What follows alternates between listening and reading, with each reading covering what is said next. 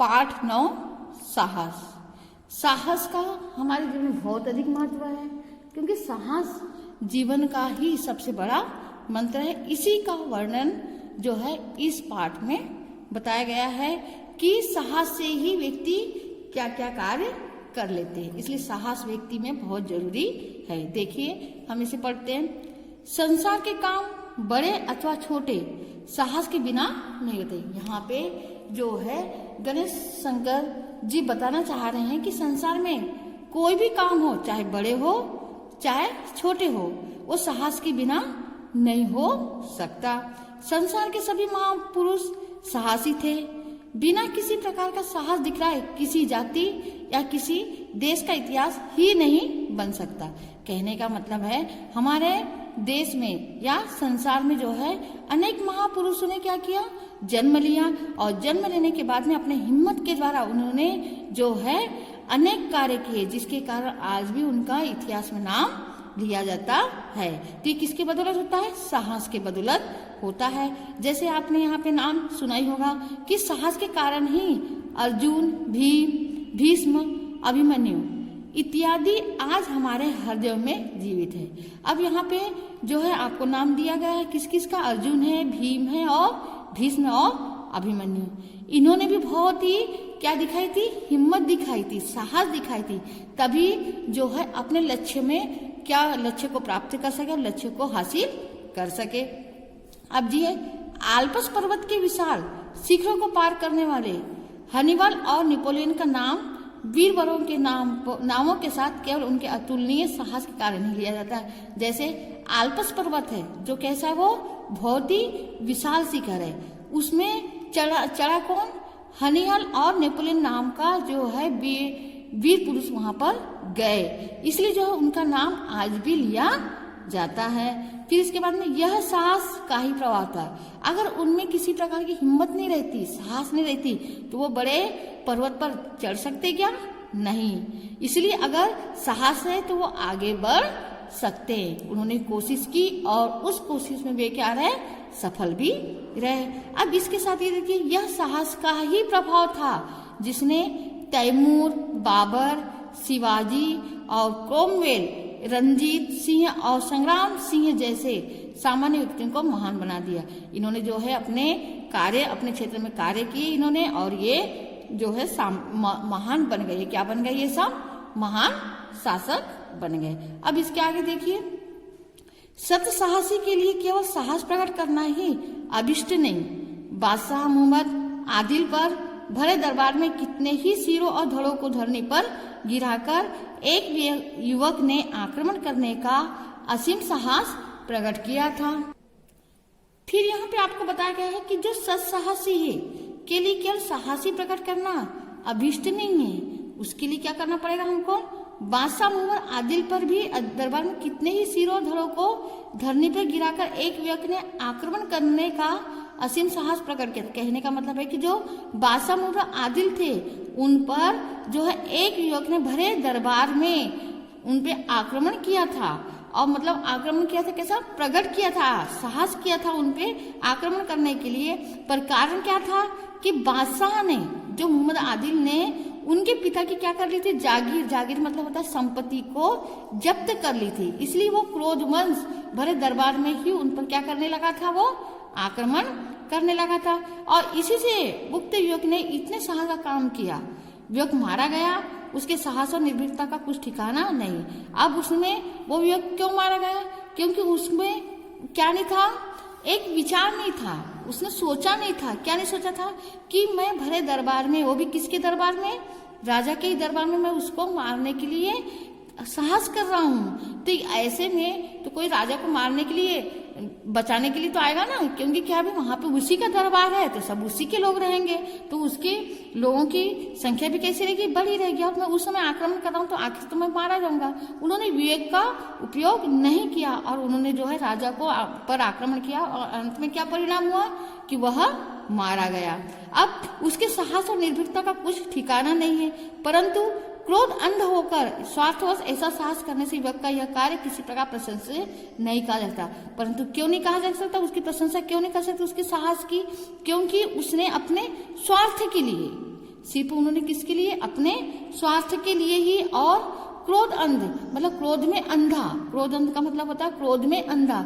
आवेश में आकर के उन्होंने जो है आक्रमण कर दिया वहीं पर दरबार, भरे दरबार में, और वे मारा गया। इससे जो है यह साहस जो है प्रशंसनीय नहीं है। अपेक्षित क्या है उसकी हम क्या करेंगे?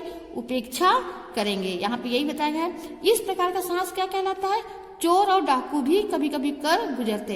इस प्रकार का जो साहस है अप्रशंसनीय है, उसे उसकी हम प्रशंसा नहीं कर सकता। ऐसे जो है ऐसे साहस कौन करते हैं? डाकू भी कर सकते हैं और चोर भी कर सकते हैं। ऐसा साहस जो है कौन सी श्रेणी में आ जाएगा? ये नीच श्रेणी के साहस के अंतर्गत आ जाएगा।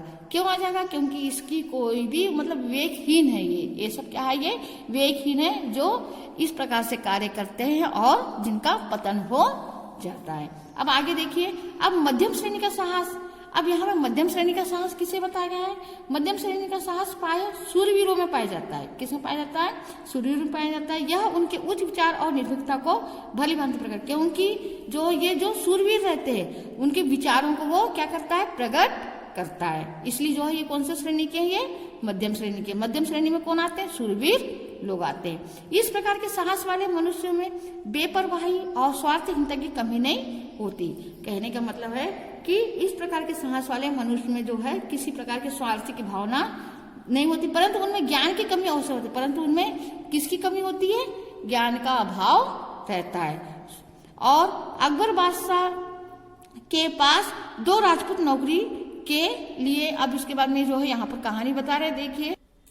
अब जो थे अकबर बादशाह के पास 2 लोग जो है नौकरी के लिए आए थे। अकबर ने उनसे पूछा कि तुम क्या काम करते हो? वे बोले जहां पना करके दिखलाए या केवल कहकर। उन्होंने कहा कि जहां पना महाराज हम करके दिखलाए या केवल कहकर ही मतलब सुनाए। बादशाह ने करके दिखलाने की आज्ञा दी। अब अकबर बादशाह ने क्या किया? उनको करके दिखलाने की आज्ञा दी। अब राजपूतों ने घोड़ों पर सवार होकर अपने अपने बर्छे संभाले और अकबर के सामने ही एक दूसरे पर वार करने लगे। अब क्या हुआ था कि राजपूतों ने जो घोड़ों पर ही सवार होकर के अपने अपने क्या निकाले? उन्होंने बर्छी निकाली, कटार। बर्छी मतलब होता है कटार निकाली, और जो है आपस में ही उन लोग क्या करने लगे? वार करने लगे। अब थोड़ी देर बाद भी एक दूसरे पर बेतरह टूट पड़े। अब थोड़ी देर बाद में क्या हुआ कि एक दूसरे पर बेतरह, जैसे कि हम लड़ाई कर रहे हैं, युद्ध ही कर रहे हैं, इस प्रकार से एक दूसरे पर पेट टूट पड़े। अब बादशाह को देखते देखते दोनों घोड़ों से नीचे आ गिरे। अब क्या हुआ कि बादशाह देखते देखते दोनों घोड़ों से क्या आ गए? नीचे गिरे और मरकर ठंडे हो गए। और वो मरकर के क्या हो गए? वे ठंडे हो गए। अब इस प्रकार का साहस निसंदेह प्रशंसनीय है। अब इस प्रकार का साहस कैसा है? वो निसंदेह क्या है? प्रशंसनीय है। क्यों? क्योंकि ज्ञान की आभा की कमी के कारण निश्चय साफ प्रतीत होता है। क्योंकि ज्ञान की आभा की कमी, जिसके पास ज्ञान नहीं है उसकी इसमें जो है व्यक्ति कैसा हो जाएगा? निश्चय साफ प्रतीत होता चला जाएगा। अब इसके बाद में देखिए, सर्वोच्च श्रेणी के साहस के लिए, अब सर्वोच्च मतलब सबसे उच्च श्रेणी के साहस के लिए क्या चाहिए? कि हाथ पैर की बलिष्ठता आवश्यक नहीं है। जो सबसे उच्च प्रकार की जो श्रेणी होती है, साहस होती है, उसमें हाथ मतलब हट्टा कट्टा हो चाहे मोटा कट्टा हो, इसकी आवश्यकता नहीं है। धन मान इत्यादि का होना भी आवश्यक नहीं, और ये भी जरूरी नहीं है कि उसके पास धन है या उसकी इज्जत नहीं है, ये भी आवश्यक नहीं है। जिन गुणों का होना आवश्यक है वे है हृदय की पवित्रता तथा उदारता। कहने का मतलब है कि साहस वही श्रेष्ठ होता है जिसमें हृदय की क्या होती है? पवित्रता होती है और उदारता, और चरित्र की दृढ़ता, और उसके चरित्र की क्या होती है? दृढ़ता होती है। वही जो है सर्वोच्च श्रेणी का साहस कहलाता है। ऐसे गुणों की प्रेरणा से उत्पन्न हुआ साहस तब तक पूर्णतया प्रशंसनीय नहीं कहा जा सकता जब तक उसमें एक और गुण सम्मिलित न हो, और इस गुण का नाम है कर्तव्य परायणता। मतलब किसी के प्रति हमें कर्तव्य निष्ठा बनाए रखना चाहिए और निभाना चाहिए। कर्तव्य का विचार व्यक्ति में क्या होना चाहिए? कर्तव्य का विचार कि हमें ये कर्तव्य को निभाना है, प्रत्येक साहसी मनुष्य में होना चाहिए। और कर्तव्य का विचार जो है प्रत्येक साहसी मनुष्य में होना चाहिए। अब इस विचार से शून्य होने पर कोई भी मनुष्य फिर चाहे उसके और विचार कैसे ही उन्नत क्यों न हो, मानव जाति की कोई भी भलाई नहीं कर सकता। अपने कर्तव्य से अनभिज्ञ मनुष्य कभी भी परोपकार परायण या सामाजिक चिंतक नहीं कहा जाता। अगर वो अपने कर्तव्य को नहीं निभा पा रहा है, उसका निर्वाह नहीं कर पा रहा है, तो ऐसे मनुष्य परोपकार परायण या सामाजिक चिंतक नहीं हो सकता।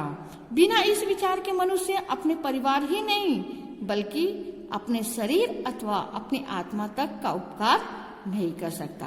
कर्तव्य ज्ञान शून्य मनुष्य को मनुष्य नहीं पशु समझना चाहिए, और जिसमें कर्तव्य की भावना न हो या कर्तव्य और ज्ञान की भावना न हो, ऐसे व्यक्ति को क्या समझना चाहिए? वो किसके समान हो जाता है? पशु के समान हो जाता है। उसे हमें पशु के समान ही समझना चाहिए। अब आगे देखिए, उच्च कोटि के साहस के लिए कर्तव्य परायण बनना परम आवश्यक है। कर्तव्य परायण व्यक्ति के हृदय में यह बात अवश्य होनी चाहिए कि जो कुछ मैंने किया वह केवल अपना कर्तव्य किया। क्या किया था? सिर्फ हमारा कर्तव्य था, मतलब वहां पे स्वार्थ की भावना वगैरह नहीं होनी चाहिए। वह केवल मेरा क्या है? कर्तव्य है। यह मेरा क्या है? ये कर्तव्य है, यह समझना चाहिए। अब उसके बाद में मारवाड़ के मौरूदा गांव का जमींदार बुद्धन सिंह किसी झगड़े के कारण स्वदेश छोड़कर के जयपुर चला गया। एक मारवाड़ के मौरूदा गांव का जमींदार था। कौन था? बुद्धन सिंह। वो झगड़े के कारण अपने देश को छोड़ करके वो कहाँ पर चला गया? जयपुर चला गया और वहीं बस गया, और वो वहीं जाकर के वे बस गया। अब थोड़े दिनों बाद मराठों ने मारवाड़ पर क्या कर दिया? आक्रमण किया।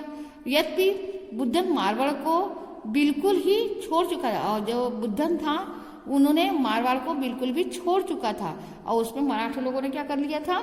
मारवाड़ पर आक्रमण कर लिया था।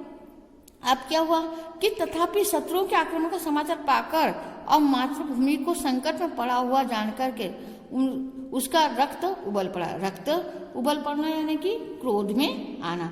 अब क्या हुआ था कि वो उसको उस जगह को छोड़ तो दिया था, लेकिन उसमें किसकी भावना जागृत हुई? अपनी मातृभूमि की रक्षा करने की भावना जागृत हुई, और वो जो है क्रोध से लाल लाल हो गया, मतलब क्रोधित हो गया। और उसके बाद में क्या हुआ कि स्वदेश भक्ति ने उसे बतला दिया। स्वदेश भक्ति उसने जो है उसमें किसकी भावना जागृत हुई? अपने देश की रक्षा, अपनी मातृभूमि की रक्षा करने की भावना जागृत हुई।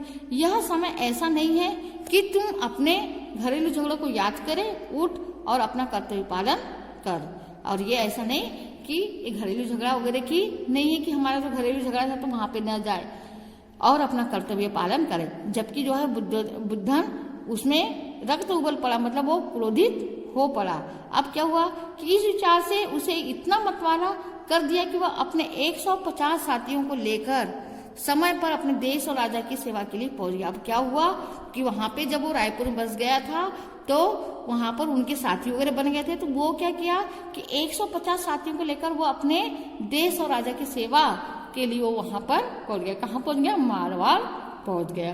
अब क्या हुआ कि इस घटना को बहुत दिन हो गए। इस घटना को हुए बहुत दिन हो गए। अब बहुत दिन हो गए, परंतु आज तक कर्तव्य परायण वीर बुद्धन की वीरता को लोग सम्मान पूर्वक याद करते। लेकिन जो है उसकी कर्तव्य परायण तो देश के प्रति एक निष्ठता, अपने जन्मभूमि के प्रति, मातृभूमि के प्रति एक निष्ठता को देख करके आज भी वहाँ के जो लोग हैं उसके सम्मान को याद करते हैं, उसको सम्मान पूर्वक याद करते हैं और हमेशा याद करते रहेंगे। मौरूदा में आज भी एक स्तंभ उन वीरों की यादगार में खड़ा हुआ इतिहास बेताओं के हृदय को उत्साहित करता। वहां पर एक स्तंभ बनाया गया है जो वीरों की याद दिलाता है। अब क्या हुआ कि इन गुणों के अतिरिक्त सत साहसी के लिए स्वार्थ त्याग भी परम आवश्यक है। इन गुणों के अतिरिक्त क्या होता है? सत साहसी के लिए स्वार्थ त्याग भी क्या है? बहुत ही आवश्यक है। इस संसार में हजारों ऐसे काम हुए हैं जिनको लोग बड़े उत्साह से कहते और सुनते हैं। अब उन कामों को वे बहुत अच्छा समझते हैं और उनकी करने वालों को भी सराहते हैं, परंतु उन कामों में थोड़े से ही ऐसे हैं जो स्वार्थ से खाली हो। समय पड़ने पर अपने जान पर खेल जाने अथवा असामान्य साहस प्रकट करने में सदा आत्म उत्सर्जन नहीं होता, क्योंकि बहुधा ऐसा काम करने वाले यश के लोभ से अपने नाम को कलंकित होने से बचाने के इरादे, अथवा यहाँ पे यही बताया है कि इन गुणों के अतिरिक्त जो सत साहसी के लिए स्वार्थ त्याग भी परम आवश्यक। क्या है? स्वार्थ की भावना भी और त्याग की भावना भी जो है परम आवश्यक है। इस संसार में ऐसे और बहुत सारे लोग हैं जो सिर्फ क्या होते हैं? बड़े उत्साह से कहते हैं और सुनते हैं कि हम ये काम कर लेंगे, वो काम कर लेंगे। तो इस प्रकार से ऐसा भी नहीं होना चाहिए। स्वार्थ की भावना तो वैसे होना नहीं चाहिए। अब देखिए, जहाँ स्वार्थ की भावना आ जाती है तो व्यक्ति क्या होता है, स्वार्थ की भावना के कारण कुछ भी कार्य कर लेता है, जैसे लूट मार करके धन उपार्जन करने की इच्छा में ऐसा वो मदमस्त हो जाता है कि कुछ भी वे करने को तैयार हो जाता है। वे अपने मतलब के लिए कठिन काम करने में संकोच नहीं, और वे क्या करते हैं, उनकी सोचने समझने की शक्ति भी नष्ट हो जाती है कि यह काम मैं करूंगा तो अच्छा है या बुरा है, वे सोचते नहीं है। और जो है साहस का उपयोग कई लोग गलत तरीके से करते हैं, मतलब और धन जो है इकट्ठा भी कर लेते हैं, लेकिन वह धन फलता फूलता भी नहीं है। इसे तरीके बहुत ही अलग हो जाते हैं। जो इस प्रकार से जो वो जैसे कोई कठिन कार्य भी रहता है तो उसको भी करने में वे संकोच नहीं करते और तुरंत हाँ कह देते, मतलब सोचने समझने की क्षमता उनमें नष्ट हो जाती है। अब क्या होता है, जो सत साहसी व्यक्ति में एक गुप्त शक्ति रहती है, और जो सत साहसी जो सही होता है और सही साहस का उपयोग करता है, उसमें जो है एक शक्ति रहती है, मतलब गुप्त शक्ति रहती है। क्या रहती है वो, जिसके बल से वह दूसरे मनुष्य को दुख से बचाने के लिए प्राण तक देने को प्रस्तुत होता है। उसमें एक सबसे बड़ी शक्ति है, सबसे बड़ा गुण कौन सा होता है कि वह अपने बल की सहायता के द्वारा वो किसको बचाता है, दूसरों को बचाने में अपना प्राण भी दे देता है, अपने आप को अर्पित कर देता है। अब धर्म, देश, जाति और परिवार वालों के ही लिए नहीं, अपितु संकट में पड़े हुए अपरिचित व्यक्ति के सहायतार्थ भी उस शक्ति की प्रेरणा से वह हमारे संकटों का सामना करने को तैयार हो जाता है। यहाँ कहने का मतलब यही है, उन्होंने बताया चाहे वो हमारा धर्म का नहीं हो, चाहे हमारे देश का ना हो, या चाहे हमारे जाति का नहीं हो, चाहे वो परिवार वाला भी नहीं हो, लेकिन वो कैसा हमारे लिए अपरिचित है, फिर भी हम उसकी क्या कर लेते हैं, सहायता करने के लिए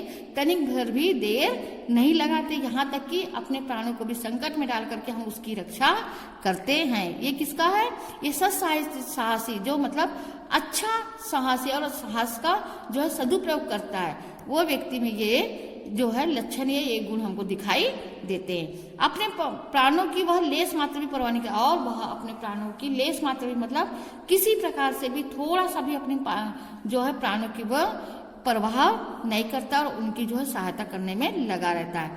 हर प्रकार के कलेशों को प्रसन्नतापूर्वक सहता और स्वार्थिक विचार को वह फटकने तक नहीं देता, और अपने सामने स्वार्थ की भावनाओं को वो लाता नहीं है और कार्य करते रहता है। अब सत साहस के लिए अवसर की राह देखने की आवश्यकता नहीं है, क्योंकि सत साहस दिखाने का अवसर प्रत्येक मनुष्य के जीवन में पल पल में आया करता है। देश काल और कर्तव्य का विचार करना चाहिए और स्वार्थ रहित होकर साहस न छोड़ते हुए कर्तव्यपरायण बनने का प्रयत्न करें। इसलिए यहाँ पे यही उपदेश दिया गया है कि साहस का, सत साहस बनने का हमें अनेक अवसर आते हैं, तो हमें उस अवसर का जो है लाभ उठाना चाहिए और हमें सहायता करनी चाहिए, और सहायता करनी भी चाहिए तो कैसी करनी चाहिए, बिना स्वार्थ की भावना से और अपना कर्तव्य परायण की भावना से हमको करना चाहिए। इस प्रकार से जो है स्वार्थ की भावना कहीं पर भी नहीं आनी चाहिए, तभी हम अपने देश का भी विकास कर सकते हैं और अपने परिजन का भी विकास कर सकते हैं।